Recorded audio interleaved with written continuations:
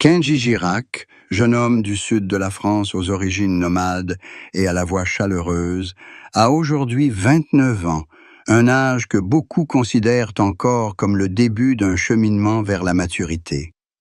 Il fut un temps où il était connu du monde entier comme un symbole de joie, de musique brillante, d'un sourire radieux sur scène. Mais peu savent que derrière les projecteurs, derrière les mélodies vibrantes du flamenco, se cache une âme sensible, un jeune homme qui doit constamment lutter contre lui-même pour que son sourire ne s'efface pas. La vie de Kenji, qui semble être un hymne au bonheur, recèle des notes calmes, profondes et parfois d'une douleur suffocante. Né dans une famille française d'origine rome, Kenji a grandi bercé par les sons de la guitare, les soirées au coin du feu et les chants traditionnels. Son enfance fut ponctuée de voyages, de longs trajets et d'une liberté rare.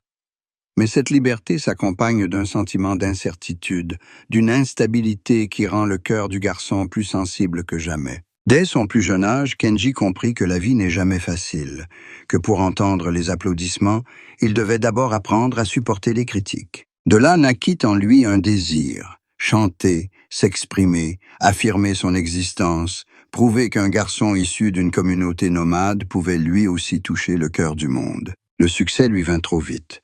En une seule saison de The Voice, toute la France connaissait son nom.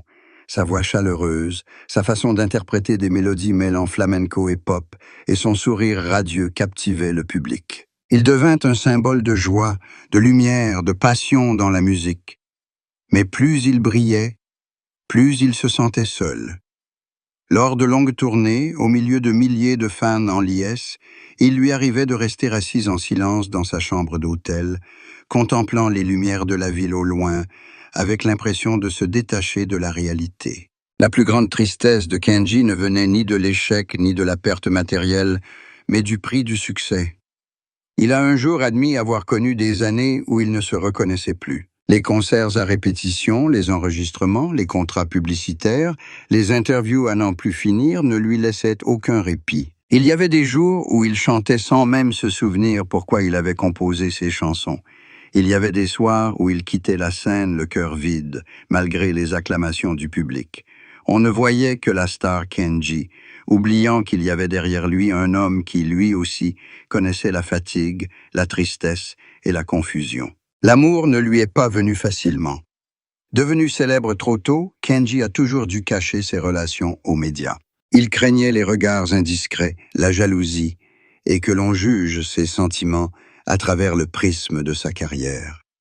Ainsi, même amoureux et riche en émotions, il a choisi le silence. Certains le trouvaient froid, d'autres trop secret, mais en réalité, il protégeait simplement ce qu'il y avait de plus fragile en lui, car pour lui, l'amour n'est pas quelque chose à exhiber, mais un refuge où il aspire à la vulnérabilité, à retrouver sa simplicité d'antan, celle du garçon nomade. Ces dernières années, on a commencé à remarquer un changement chez Kenji. Son regard est plus sombre, son sourire moins éclatant, sa voix plus mélancolique. Il ne chante plus seulement la joie, la jeunesse, mais aussi la solitude, les questions sans réponse. De nombreux fans perçoivent un conflit intérieur en lui, une lutte silencieuse entre son image publique et sa véritable nature. C'est peut-être aussi à ce moment-là qu'il commence à oser affronter la plus grande tristesse de sa vie.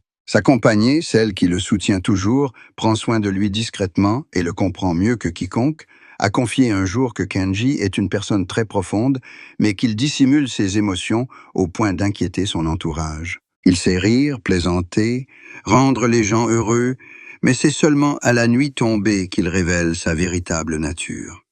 Ces soirs-là, il s'installe souvent près de sa guitare, gratte doucement des accords familiers et chante des chansons inédites. Dans son chant, ses proches entendent la fatigue, le désir et les peurs qu'il n'exprime jamais. Un jour, interrogé sur sa santé, Kenji s'est contenté de sourire « Je vais bien ». Mais ses proches savaient que derrière ce sourire se cachait un corps accablé par une pression insoutenable. Un emploi du temps surchargé, le manque de sommeil et des voyages incessants l'ont souvent épuisé. Il a même dû interrompre temporairement son travail pour se ressourcer, et c'est alors qu'il a pris conscience de ce qu'il avait oublié. Il a compris qu'il devait apprendre à ralentir, à s'aimer, avant de pouvoir continuer à donner. Durant cette période, Kenji a vécu plus paisiblement que jamais. Il passait du temps avec sa famille, avec sa compagne, et se consacrait à la musique, loin des projecteurs. Il a commencé à composer des chansons très différentes. Fini le bruit, fini les rythmes entraînants, place à des ballades rustiques et contemplatives. Dans une chanson inédite, il écrivait « Il y a des chagrins qu'il est inutile de dire, car ce n'est qu'en les gardant au fond de notre cœur que nous pouvons en entendre l'écho. » Ces mots reflètent son état d'esprit. Un homme qui a connu la lumière et qui apprend maintenant à vivre avec l'obscurité.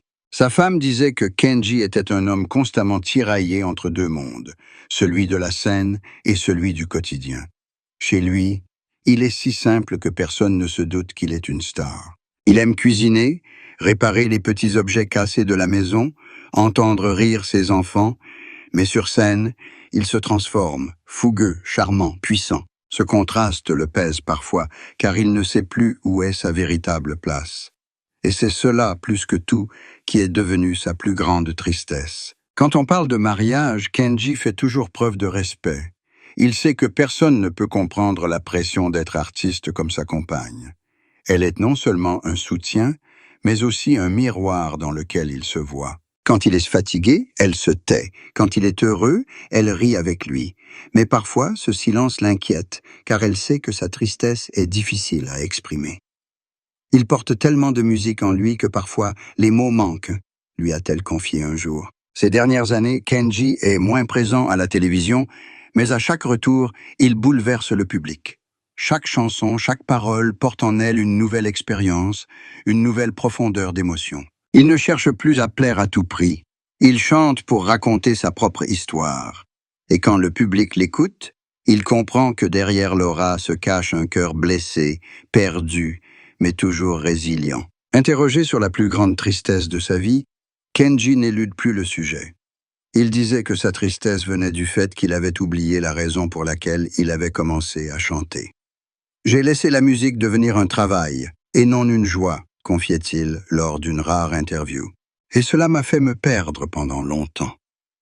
Mais aujourd'hui, il a retrouvé cette joie, non plus sur les grandes scènes, mais lors de douces soirées, seul avec sa guitare et la personne qu'il aime. Avec le recul, Kenji comprend que la tristesse n'est pas une ennemie. C'est une enseignante qui lui a appris à apprécier chaque instant, chaque rire, chaque minute ordinaire qu'il tenait pour acquise. Il n'a plus peur de la solitude, plus peur de perdre son aura. Il craignait seulement de perdre sa capacité à ressentir, car sans émotion, la musique mourrait. Aujourd'hui, à 29 ans, Kenji Girac continue de chanter, mais différemment. Il chante non pour prouver, non pour conquérir, mais pour partager. Dans sa voix, on perçoit la maturité, la douleur, mais aussi la sérénité d'un homme qui a compris que le bonheur n'est pas une lumière éternelle, mais la capacité de trouver un peu de réconfort dans l'obscurité. La vie de Kenji Girac, vue de l'extérieur, ressemble à un conte de fées moderne. Un garçon nomade devient une star internationale.